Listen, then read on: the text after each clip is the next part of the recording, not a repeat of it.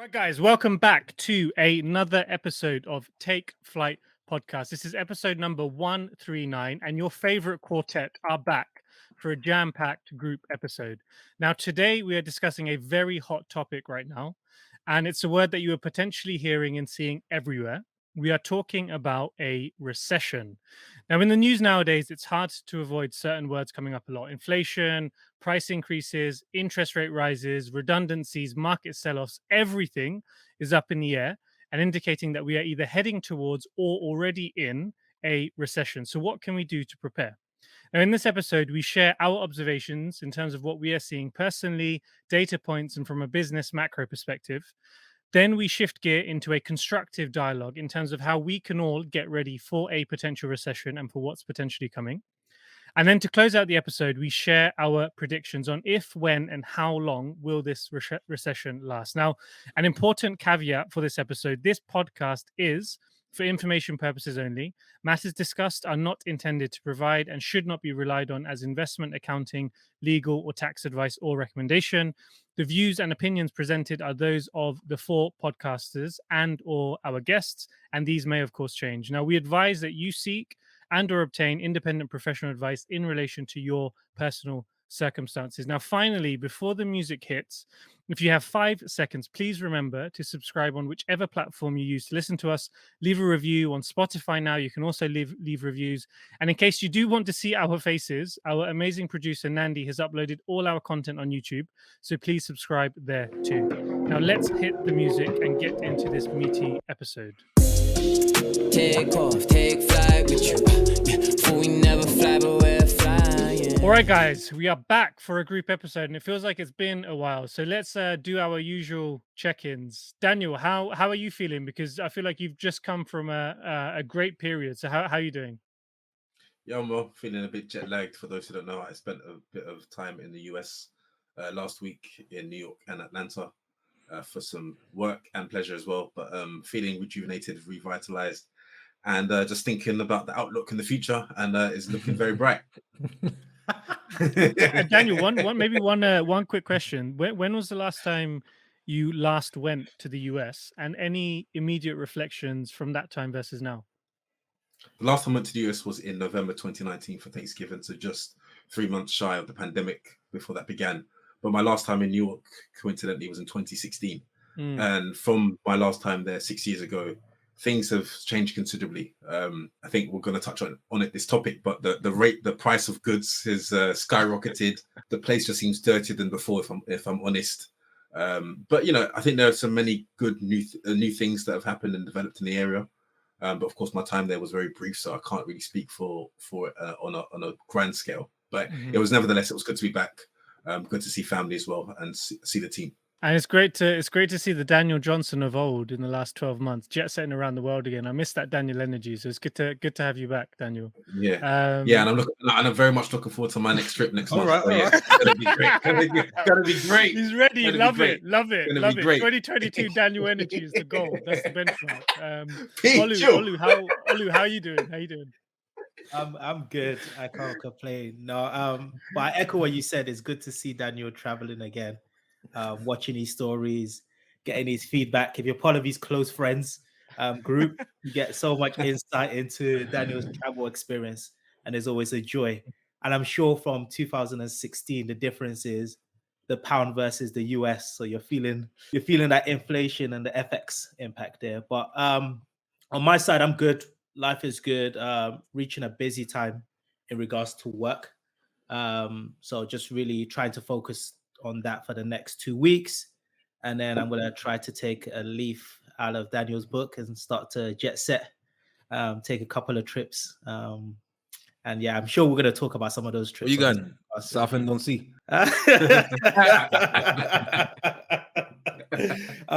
Because of this topic, and we're talking about recession and inflation, it Might might have to be a UK trip, maybe Brighton or somewhere by the seaside. We'll see. All right, but that's good to hear, Olin. I'm sure we'll get the chance to catch up together in an international environment sometime next month, which should be fun. And good luck with your first quarter close in your new role as well. So I think that's going to be a good learning period. P, how you doing? Yeah, I'm good. All good. Thankful, feeling good. Optimizing the routine, just trying to reach peak state in the gym, working the body, working the mind. Good. I'm in a good spirit, good space. Family's good, no complaints. So and you then say we're slowly working- coming into summer period. So You say work in the body. yeah, working on the body, working on the mind. Can't tell. Oh, is Can't it? tell. That one I'll give you. But yeah, no, sure, all good. But it's good to hear, P. And I think this is a good window to give these jibes about physical appearance, because God willing, we will all be meeting together in person in the month of August, which is roughly about 8 weeks from now. And I think then would be the true test in terms of who's been really working out and who's been doing some other things. So that'd be looking at those stomachs. Give trust me. give that Geneva tap. That Geneva tap. Not this time. Oh, but it'll be great. And I think for the listeners, you may be the Geneva tap is a story for another time. But we actually, since we started this podcast, we mentioned this a couple of times, we haven't had the chance to be in the same room together, and also with our producer Nandi. And I think the plan is in August to meet together and to take at least a picture together and some catch up. So it should be good. And just to close out the check-ins on my side, all good. I was actually having catch up with one of my colleagues earlier today, and the way that I framed it is that I think the next 8 to 12 weeks are the last few games of the season, and there's a potential treble in the pipeline. I just need to make sure that I fire across all cylinders. But it's going to be a busy period, but hopefully fruitful by the end of summer. We'll just keep pushing through. But then with that, let's transition into this meaty topic that we have in terms of a recession, and are I ready for a recession? Now, just to kick off the episode, just to give us all a framing in terms of what a recession is. Some people may not be familiar with what it means. So I think at the moment, everyone, or a lot of people, majority of people, are feeling the pinch as the cost of living has quickly morphed into somewhat of a crisis in different parts of the world, and especially in the UK. Gas and oil prices have skyrocketed, and we can expect further energy price hikes later in the year. So the question is it really time to buckle up and prepare for the worst, or can we do anything in anticipation of that? Now, probably everyone is aware, and you've seen it on the news, inflation, so that's the rate of price increasing, has continued to soar, and the cost of living has hit households across the country. And some experts are predicting another recession. So, just a clear framing, what is a recession? The technical definition of a recession is when an economy contracts over 2 consecutive quarters. So that's 6 months. Now, it's generally accepted that when an economy does this, it has entered a recession, and that is measured primarily by its gross domestic product. So essentially the output that's being created by that country. So the Bank of England, they have technically not yet predicted a recession. However, they do expect a huge downturn towards the end of this year, with a contraction of almost 1% between October and December. And they're estimating that next year, the GDP is forecasted to be below 2022 levels throughout the whole of 2023, with growth expected to average out at 0 for the next 12 months. So it looks like a recession might be on the cards. Now, just some other facts before we open up for a discussion with the group. What might cause another UK recession? So there's multiple factors. In isolation, nothing looks so big, but they are big challenges when you combine them all together. We've had lockdowns in the UK, slowing down economy, Russia's invasion of the Ukraine impacting gas and oil, and then now, of course, the volatile climate that we see in the financial markets as well. This has led to a sharp rise in household bills. Since April, it's estimated that there's been a 54% jump in gas and electricity, and the Bank of England believe that costs will rise even further in October by as much as 40%. And this will take the average domestic bills for households to more than £2,800 a year, while also interest rates are expected to hit levels not seen in more than 30 years. So that's to set the scene, guys, a little bit. And now let's open up for a group discussion in terms of what you are all observing from your perspectives, whether it's personal, business, macro. Who would like to kick off the discussion? I don't mind kicking off. Sure, I think that was a really good introduction in regards to just setting the stage, what technically a recession means. I would say the last few months, years, has felt like a economics lesson, right? So Daniel and P, we all study the same course in university, and you hear about recessions, you hear about the Great Depression, the financial crisis, but we haven't really lived through a real financial crisis like we're going through right now. And I think one of my sort of key observations is the first thing I tried to do was really just differentiate what are the different elements that we're facing, right? Because, like you mentioned, a recession is when on 2 quarters there's a slowdown in GDP. So, technically, based on that definition, we're not in a recession, right? The Q2 results are going to come out soon, and potentially we're going to find out that we're actually technically in a recession, and that's completely fine. But I think what's different within this particular time and other recessions that we faced is we're seeing so many different factors being impacted at the same time. So we're seeing inflation coming, and inflation is like predictable inflation is okay, right? Typically, we expect between 2% of inflation year over year. The problem here that we're facing is really uncontrolled inflation. Uncontrolled inflation, and also that uncontrolled inflation is impacting the cost of living, right? Because if we saw inflation only in, let's say, the stock market, impacting the stock market, or maybe like the house prices, maybe we want to have such a massive impact on people's households. But this sort of inflation is impacting all consumables, right? And what I mean, she was mentioned, cost of gas. We've seen that skyrocket. We've seen rental prices go up, right? We've seen the cost of food. So this is an element where no one is safe. It's not just a situation that your cash is losing value, is you've got so much fixed cost that you're just having to pay more than you used to pay 6 months ago, a year ago. So I think that's the first thing. And I try to sort of deep dive and understand inflation, what impacts inflation. And when I think about that, right, I think of it as prices. Inflation is increase in prices. Okay, what impacts prices? It's really supply and demand. We've had a shortage when it comes to supply due to COVID, the lockdown. So many companies stopped their manufacturing. We've seen a shortages of chips. That's one element. And now we're seeing supply just skyrocket. And the reason why supply has gone up is, one, there's just been so much free money in the market. So we talk about interest rates as well. And you realize that money was so cheap. Interest rates were so low. Like, we felt lower than 1% interest rates. And we got to a point where we thought that was the norm. Sometimes you'll talk to your parents and they'll say, oh, I remember when I was getting my first house, mortgage rates were 6, 7, 8, 9, 10%. We couldn't fathom that or imagine those sort of interest rates because we never lived through that time. So there's something called risk-free money, right?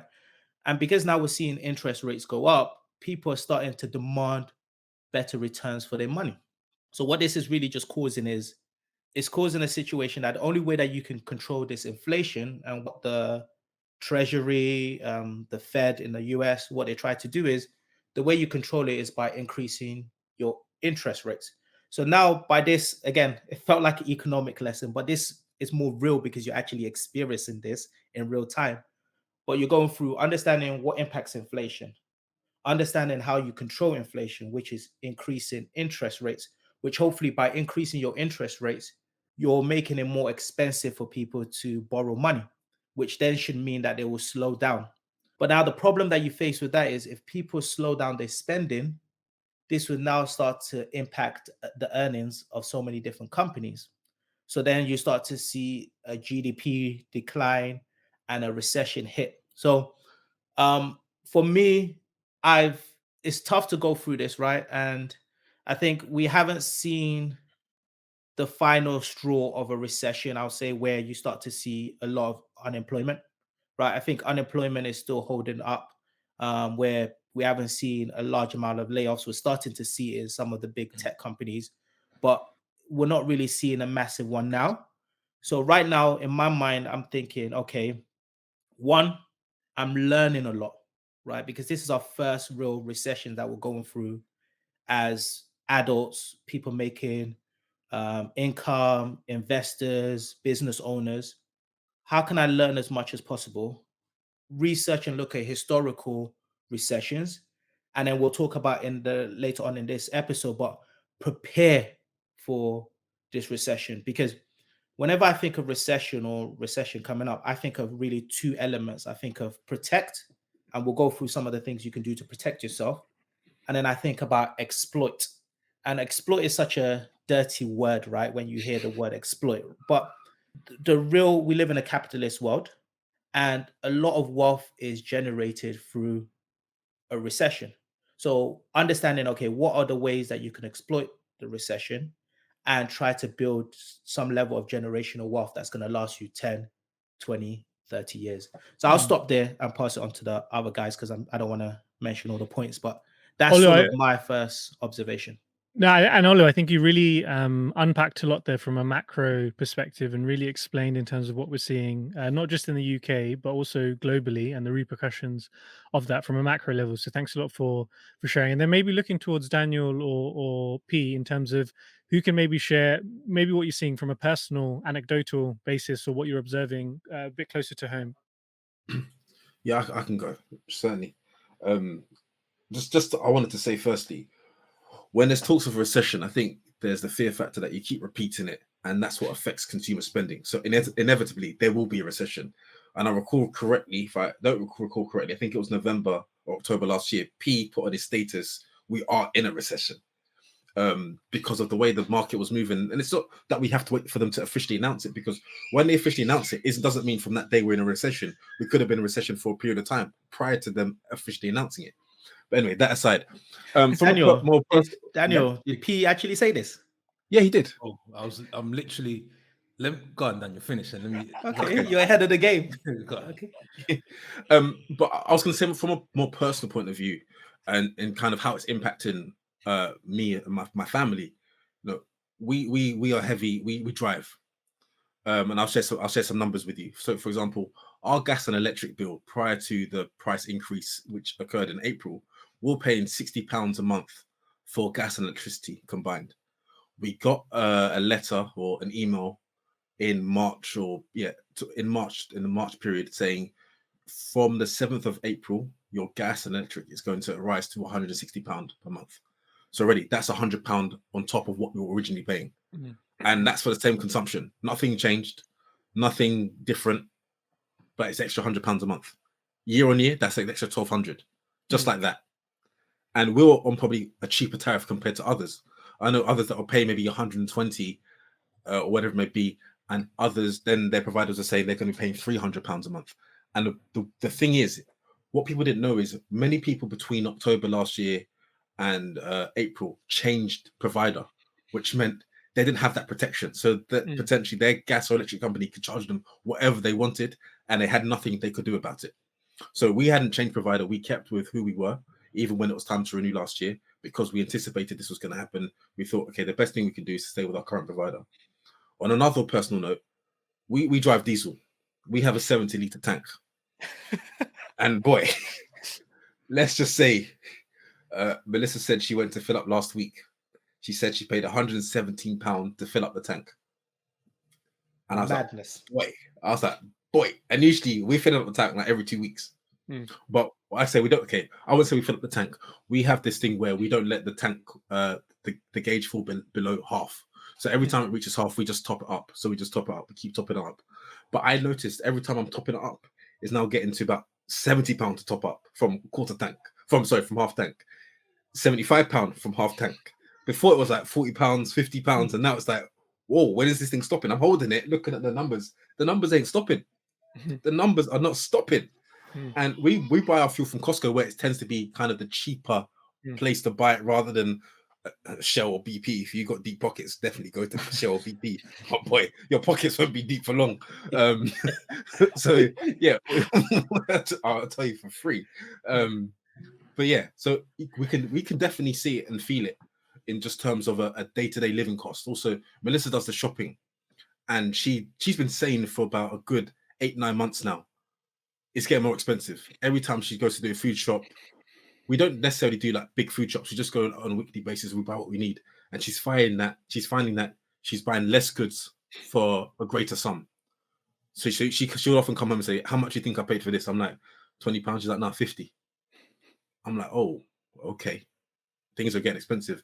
But I'll tell you when it hit me. I think I shared this with P the other day. You know the bottle of Schlur, like the non-alcoholic fizzy drink. How much do you usually buy that for when it's on offer? It's £1 or less. It's £1. It's £1 on offer. Schlur, white grape, red berry, whatever it is. You know, you can just a 3 glasses and it's done. Yeah, it's done. I saw this 1 litre bottle in Sainsbury's.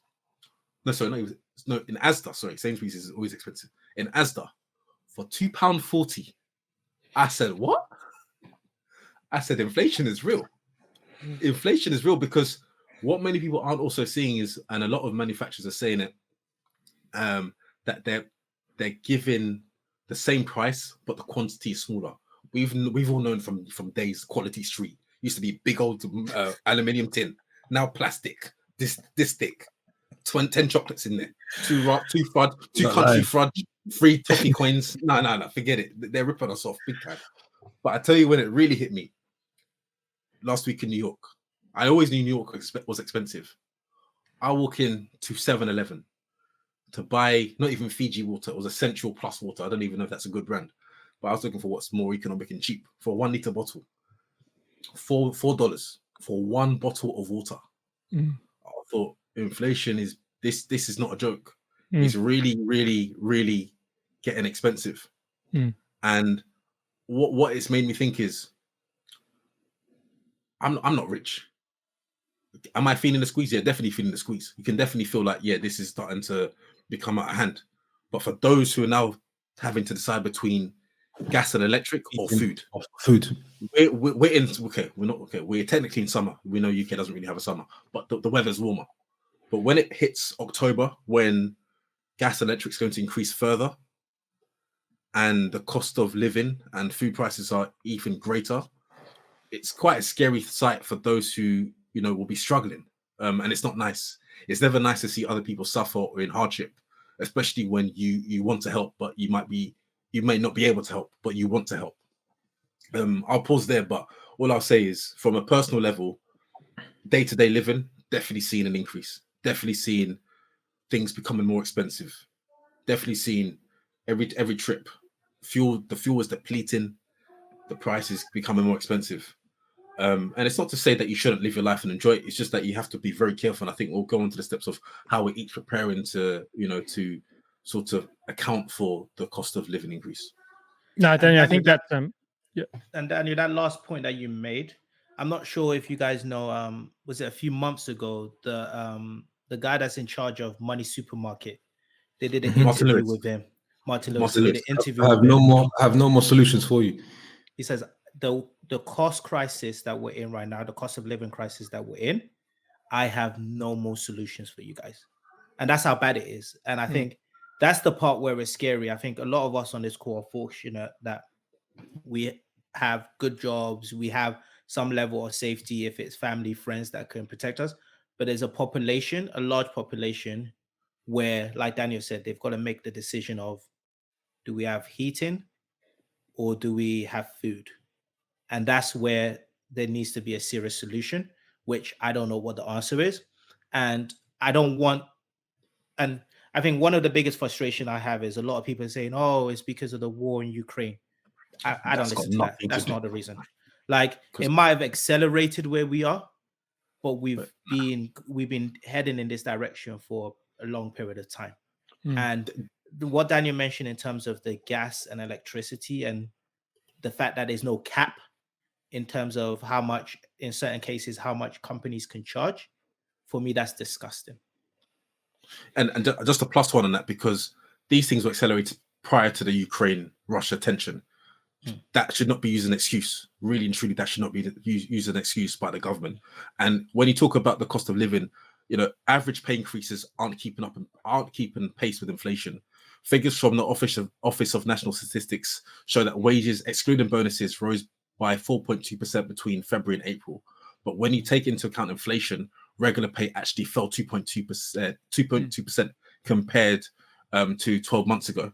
So those are key figures you also have to see, is that inflation's increase is rising, wages aren't. And when what was mentioned earlier about Olu saying that usually when inflation is increasing, they will try and curb that with interest rates. But when inflation is caused by external forces such as rising global energy prices, then there's very much a limit to how effective UK interest rate rises can be. I'm going to give it to P now, because P's been sharing about, even went to oil and gas companies, how much their shareholders taking in bonuses, all of that. P, run it. No, the only thing I wanted to go on, Ollie, what were you going to say? I was gonna say, were you going to expose the fact that I was selling some of my oil and gas? No, I wasn't going to say that. No, just very quickly, because I know we want to move on to perhaps the next chapter of the discussion. But I just wanted to sort of circle back onto Ollie. I think you made a great point, which is a lot of what we're talking about today is really, if you're taking notes generally in life, you're going through a real education. This is like, for me, I believe since the beginning of 2020, it's been an economic, MBA, right? And I think the thing I wanted just to quickly add is, whenever you have the Bank of England printing in around 500 billion, right, and injecting that into the market through quantitative easing, at some point within the next 24 to 36 months, you're going to have this turbulence that we have today. So for me, I actually, one of the things to what Daniel was saying, I believe we've actually been in a recession for quite some time now. I think what we are in now is maybe some more severe than maybe the back end of 2021. But I think it's been quite a dear situation for the UK economy in particular since they started printing that money. So I think again, inflation is no surprise where inflation is. You could have predicted that back in 2020 based on the printing. You could also then understand, based on how economics work, that you need to then obviously raise interest rates. And we're also going to see an effect and move on taxes as well. So a lot of what we're seeing today could have easily been predicted 2 years ago. I think the question is just the extent to what is actually happening. But I think the last thing I'll say is it's a real lesson for all of us, because I think, Ollie, you mentioned a great point, which is for our generation, we were at university when this was perhaps taking place last time, right? And as we know, based on historical data, a recession happens every 10 years. So a lot to learn, and people shouldn't sort of go through this period and sort of not hope for it to end, but just it's nothing. There's a lot to take away from this. But yeah, sure. No, I love it, and I think you guys have really the macro framing that Olu had, and then some of the micro examples that Daniel has seen in day to day. And I think, P, the way that you've put it together, I think that's we perfectly covered in terms of what we are observing from our perspective in terms of this potential recession or recession that we are already in. But maybe we can shift gear into more of a constructive discussion in terms of, okay, so those are the facts on the table, but what can we do next to make sure that we are all best prepared, that our families are best prepared, that our businesses are best prepared? So really, how can we get ready, and how you, the listener, can also be ready for this period that we are potentially going through? So who would like to kick off in terms of what they're personally doing now for the next 6 to 12? How about P, you kick us off for this one? Yeah, so I think there's only one solution. There's only one solution to the situation that we find ourselves in. I think one is to change mindset, because it's how you perceive recession, right, as an environment, as a context. Just because potentially a market is contracting, it doesn't mean that you have to as an individual. It doesn't mean that you have to as a family unit. So I think, one, changing the mindset, because I think fear drives a certain level of decisions that actually make you inactive. So trying to look at more the positive aspects and perspectives from a recession. Where are the opportunities? And I think Olu can sort of further elaborate on that. But the only solution that I believe that people should try to understand, and it might be difficult to swallow when you're actually going through an environment where everywhere you turn, the prices are increasing, is you have to find ways to increase your income. And the reason being is because you can only reduce your expenses by so much. And I think the reason why I say that is because right now, probably people are probably looking at their expense base and saying, where can I cut costs? Where can I cut costs? And you'll find you're sort of running into a brick wall. What you have to do is say to yourself, okay, I need to basically look at my skills and my service and understand what skills am I developing, what service am I providing. Whether it's a corporate situation or as an entrepreneur, the question is still the same. and I need to find ways to keep increasing my income. And it's I don't think people want to have that conversation. I don't think people want to sort of face that music. They sort of say, maybe there's something in my cost base, but the only way to survive in a recession is to focus on increasing your top line. And the other thing I'll also just quickly add as well, we're talking about the market, we're talking about macro perspectives. People should start to look a little bit at their personal economy. So what drives an economy, right, is spending, your ability to spend, your ability to invest. So when an economy stops spending, as we see in today, because people have loss of confidence and not spending, it starts to contract. As I mentioned before, just because the market is potentially contracting, it doesn't mean that you have to, right? So there are still opportunities to spend and invest into opportunities. There are still opportunities to increase your income. So that for me is what I believe personally is the only solution and the way to take on what's coming over the next 24 months. Love it, P. Thanks a lot. Anyone would like to go next to build on? Olu? Yeah, I can add. So I think at the beginning I spoke about really two phases, right? And when I think of a recession and going into a recession, you really got to think about it from the two sides of a coin. You've got the protect element, and then you've got the exploit element. So, and P's mentioned a few of them, and I'll just go. So if we just focus on protect, so how do you protect yourself, your family, your friends, and your business? I think the first thing you want to do is, how do you protect your job? So one thing you learn through a recession is, or it becomes more apparent during a recession, is how important your individual skill is, and how can you upskill so that you become to a point where you're irreplaceable in your workplace, right? So that could be, and we should have been doing this even prior to a recession, if it's new training, new skills, new qualifications, where your employer, if they're going to make that tough decision, they're like, damn, we can't let go of Shawel. He's got an MBA, he's doing this. Like, nah, we can't get rid of him. And even if they do, you know what? Shawel can pick up the phone to a competitor and say, hey, I've got my MBA, I've got these qualifications, this is my experience. You can get another job. So how do you protect yourself? I think a second element of it, which people don't realize how important is that cash is king. Now, a lot of people like to say cash is trash, invest it, get rid of it, whatever, etc. I think when you get into a recession, and even with this inflation element, you realize how important cash is for two standpoints. One, from a standpoint of emergency fund. So if you are to lose your job, do you have 3 months, 6 months of emergency fund where you could protect yourself and your family? And then secondly, do you have cash there where you can be ready to deploy it? And that's the exploit part, which I'll cover later. But do you have cash ready that you can exploit and invest? Now, some people will say, oh, but we've got a 9% inflation. Your cash is worth 9%. Hey, if I had that in Netflix, that's down 75% or 70%. 9% doesn't sound that bad in comparison to it, right? So cash is king. Next thing is really, are you able to lock in any variable or any of your interest rates, right? We're going to see interest rates go up.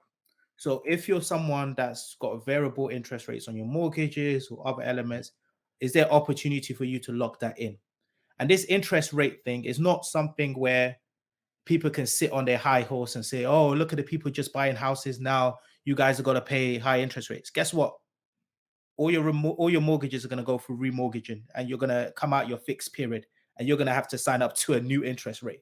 Everyone is going to feel it, right?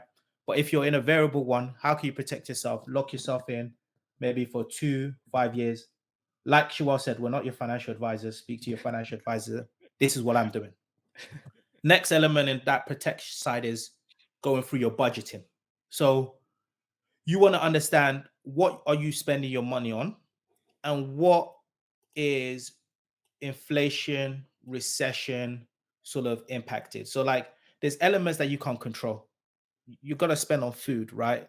But hey, myself, instead of me doing Uber Eats or Deliveroo, where that service charge or delivery charge is going up, maybe I could cook at home. So understanding your budget, understanding where you're spending, where can you save or cut back on, and even have the conversation with your partner or even yourself to say, hey, scenario test.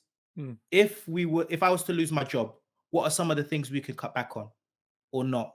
And hey, when you cut back on that money, it's not just so that you keep it there, which we'll talk about on the exploit part, is how do you prepare and get money ready so that you can start to invest?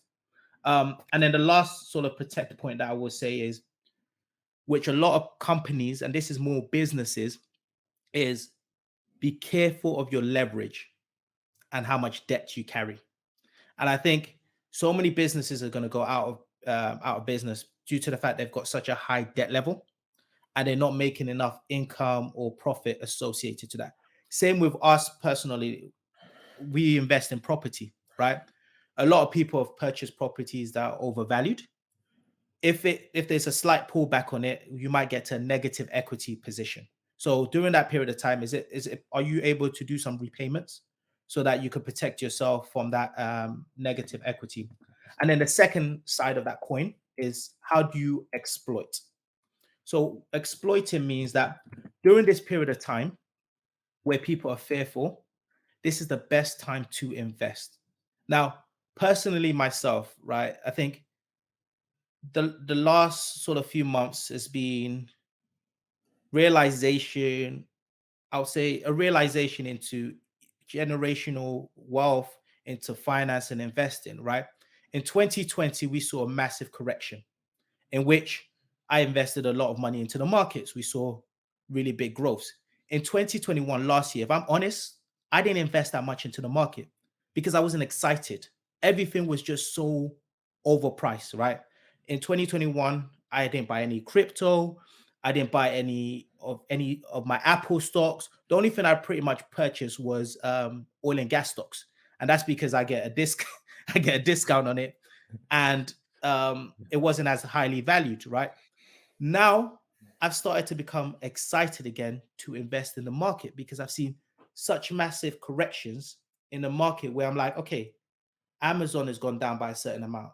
This is now the nice time to buy it. If I was willing to buy Amazon when it was at all-time highs, why am I not excited to buy it when it's 30% down? If I'm excited to buy Facebook when it was 50% higher, why wouldn't I be excited to buy it now? So this is the time. There's a saying that is, when people are greedy, that's when you should be fearful and say, there's too much valuation increasing, bubbles. Let me stay out the market, because doing nothing is not a bad thing. But now when everyone's fearful and you're seeing these massive corrections where we don't get that many of these corrections in our lifetime, this is the best time to be investing, increase your investing there. And the biggest thing I will say to people, right, is do not sell, right? We have seen there's been multiple recessions over the years. And each time there's been a recession, there's been a recovery in most of the top businesses, and the indexes has always gone up and recovered. So please, please, please don't be forced to sell just because you see a correction. If you were if you were planning to invest for 10, 20, 30 years, this is a small dip in the grand scheme of 30 years. So don't be forced to sell. Now, I can understand you reallocating. You might say, hey, I had my money in Netflix. I don't really believe in the philosophy of Netflix or whatever. Don't put that into cash. You might want to reallocate that to another company like Amazon, Facebook, whatever you think makes sense, and see that go up. But don't be forced or out of fear to sell your money. So yeah, that's pretty much what I'm doing. Again, not financial advice, but I've split into what am I doing to protect myself and what am I doing to exploit. And right now, I've already, like yesterday, I basically increased all my investments into the stock markets, etc. Because I'm like, hey, these investments are 10, 20 years. In 10, 20 years time, I'm sure it's going to increase. Love that. And I think for the listeners, there was a lot to unpack there from Olu and Pabilo. But what I love about that is two different frameworks that you could potentially use. And it's definitely worth rewinding that and taking a pen and paper and making some notes from both Pabilo and Olu's frameworks, because I think there's a lot of value there that you can combine even to a plan that works for you. But Daniel, do you want to build on Olu and P's frameworks? I'll be very short. Buckle up. It's going to be a wild ride. Buckle up, man. Buckle up. It's gonna be a wild ride. No, I think Olu and P shared some great insights and some personal points that I think are very appropriate and apposite for us all, irrespective of the journey we're on. But no, to some, yeah, to some element, I'm joking about buckle up, but it's not gonna be a 3 month period. It's gonna be like 18 to 24 months. So Minimum. it's gonna be for an extensive period of time. We are age to haven't experienced this because we're at university. But Ollie was mentioning quite a few things there, and it reminded me of Warren Buffett's quote: "Only when the tide goes out, you discover who's been swimming naked." But I think it's really a mindset thing, as P mentioned as well, because whilst many people say interest rates go up, save your money, it doesn't help the economy. You don't get out of a recession by everyone holding on to money. People need to keep spending for us to get out of a recession. You need to keep the spending habits up. Of course, you have to be very smart with how you spend, but you can't not spend. Otherwise, it's going to be a recession for a very long, extensive period of time.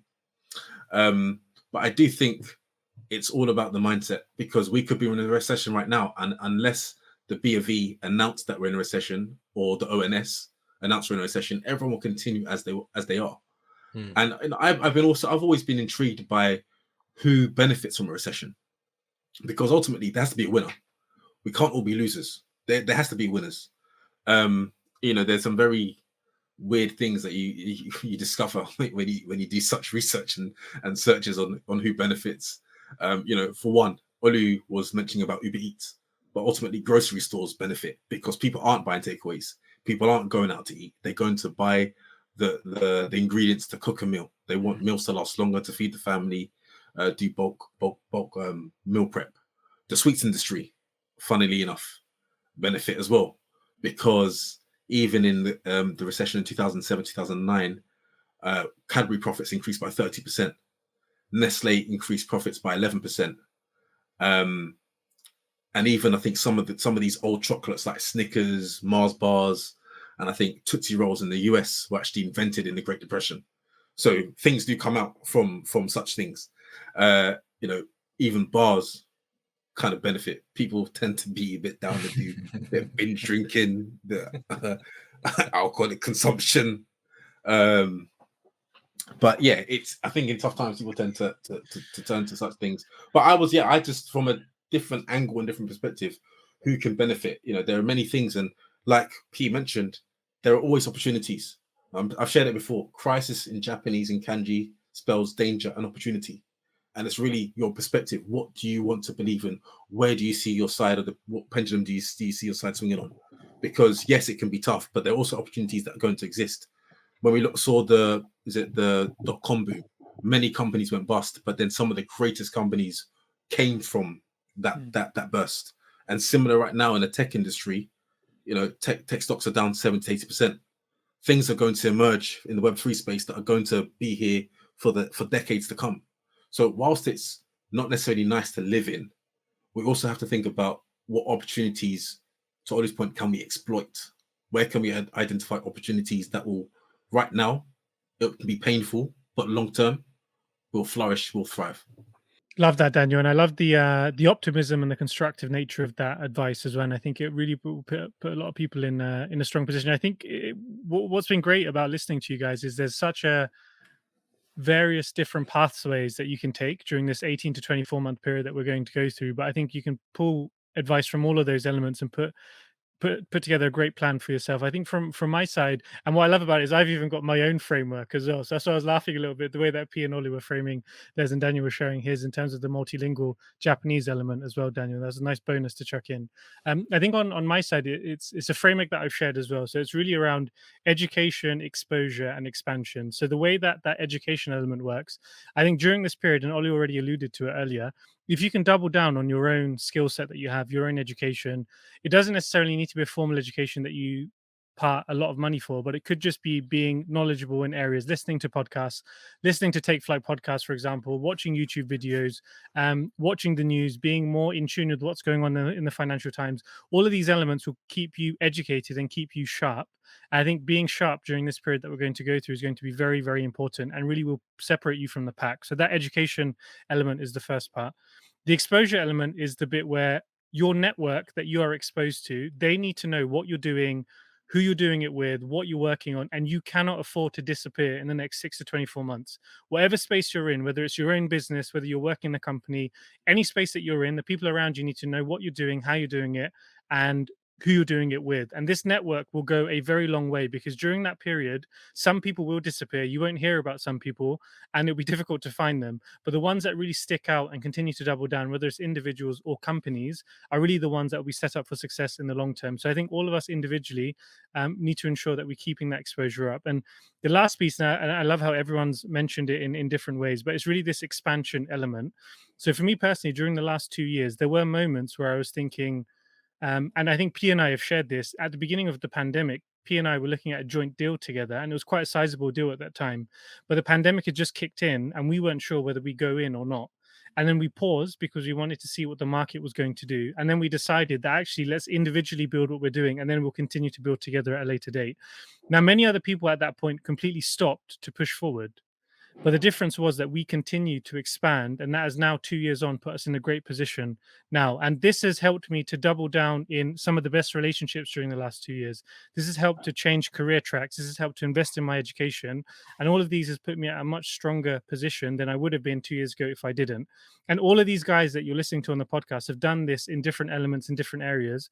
But that's why I think really in the next 2 years, we are in a great position. And I just really recommend to all the listeners that during this period it's very easy to retreat, but if you can find your areas of strength and to expand, then you can really separate yourself from a big part of the population to push on for you, your family, and those around you.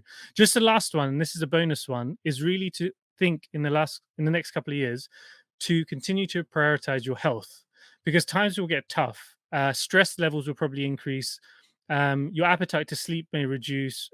Rising food prices, rising energy prices, this can add to a lot of stress. But it's during that period that good sleep, movement, nutrition, all of these elements can help underpin a great performance period during the next 12 to 24 months. And it will be rough, but I think with all of that you've heard from all the co-hosts and the great advice, really will put us all in a strong position. And I've learned a lot from this episode as well. So just to wrap up, the big piece, the juicy piece, predictions. I think P, you've already shared a prediction. I think Daniel, you also alluded to a prediction in terms of how long will this period potentially last, and when could we see a potential end to a recession? Any additional predictions, or maybe you can recap the ones that you shared earlier in the episode. So for me, Yeah, I think we're just go given on. a time frame. I think 18 to 24 months at the very minimum people should expect, right? So that's the time window that I'm looking at. So we're looking at 2024 is when 2024. The sun doesn't shine. The sun doesn't shine until 2025. Go on, Ollie. It's funny because Pete, that's the average length of a recession.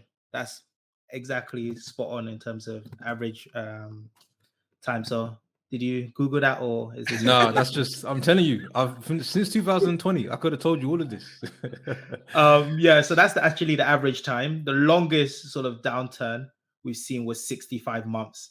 And the Great Depression was 43 months, which I don't think we're in the Great Depression. So for me, I think realistically, I'm gonna go different from you guys, right? And I'm gonna go with, we're gonna see this resolved in 12 months. I'm saying 12 months. But I'm gonna say a quicker time. There's a reason why you're saying that. What do you think? So the reason why I think that is because, what's your thoughts? One, I think in regards to, we haven't seen a reduction in earning, right? We're seeing all this cost of living, whatever, etc. But most companies are still calling higher earnings. And me personally, this 1%, 0.5% interest rate increases is not going to slow down the market for us to be in a quote unquote recession. Now, recession, I think, is going to be resolved in 12 months. I think the cost of living issue that we have. Okay. Now that is a different question. Okay. And that's what scares me. The cost of living scares me. And I can see that being a 3, even maybe 4 years problem. I don't think it's going to get back because a lot of these people's rents are going up. We're not going to see landlords saying, Rents. hey, yo, rent's going down now, down 50%. No, it's going to be what it is, right? And I don't see employers saying, oh, here's an additional 50% salary, 60% salary.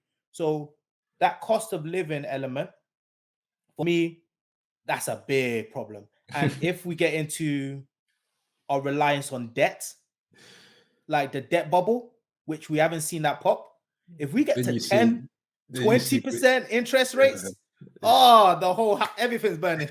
So, but in terms of recession, like, unfortunately, I feel like we've reached a place where no matter what, people are going to spend. And it's sad that that's the way that place we're in. I'm seeing record amount of people on my Instagram still flying. Like, no one on my Instagram is feeling recession in that sense. So in the true sense of recession, so reduction in GDP, I see it being a 12-month thing. But I think the bigger problem that we've got to resolve is the cost of living, which I think that might be a 3-4 years. Daniel, your take? I said mine. I think 18 to 24. I think it's going to be a long-term play. And I think we've seen from March early this year, especially in the US, a lot of QT, quantitative tightening, which is opposite to QE, what Pete was talking about, printing of money, where the central banks will start to reduce the number of financial assets on its balance sheet by sending them to financial markets. So they often let these bonds expire, won't purchase new bonds. And, from a 9 trillion to reducing to 6 trillion, that's a big decrease. But also, I just think, to all this point, cost of living is going to be an extensive period of time. And when you think about where we are now, these are ramifications from the pandemic to some degree. All these government loans, handouts, there's no such thing as a free lunch. Someone's got to pay for it. And whilst it's not said on the tin, here's free money, great. I'm now alleviated from this immediate short term, but long term, what are the ramifications going to be? So right now we're living, to what the UK government, the Treasury, the Chancellor of the Exchequer, Rishi Sunak, has been doing. Yes, great, it's helped people, but doesn't mean we won't have consequences. And of course, when you're given such eloquent, wonderful speeches at a time of need, you're not going to say how we're going to pay it back. You're just saying, here's the money. Then 2 quarters later, we're going to increase tax rates. We're going to do this. We're going to do that. We're going to do that. So yeah, it's going to be wild. I say it, but it's going to be wild because it's going to be a tough one. Yeah, sure. But Daniel, thank you for sharing. And I think it's almost unfair to go last because it's very easy for me to say that my prediction would be in between or the average of the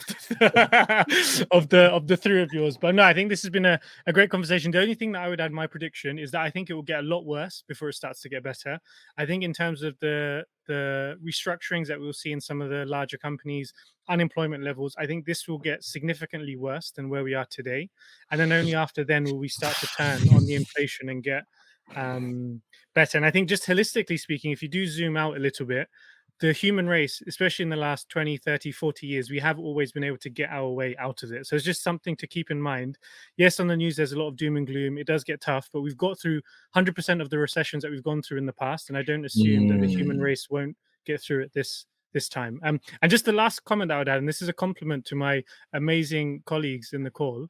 I'm studying at Cambridge at the moment, and macroeconomics is a module that we have, and we're studying at the moment. And all the concepts that we've discussed are being picked up in the module. This conversation is on par with what is being discussed in class, guys. And you, the listeners, are getting this for free. So I hope with that, you remember to subscribe, leave a review, and make sure to follow us on every platform that you are doing on. I think with this, I'll give it over to Daniel to close out.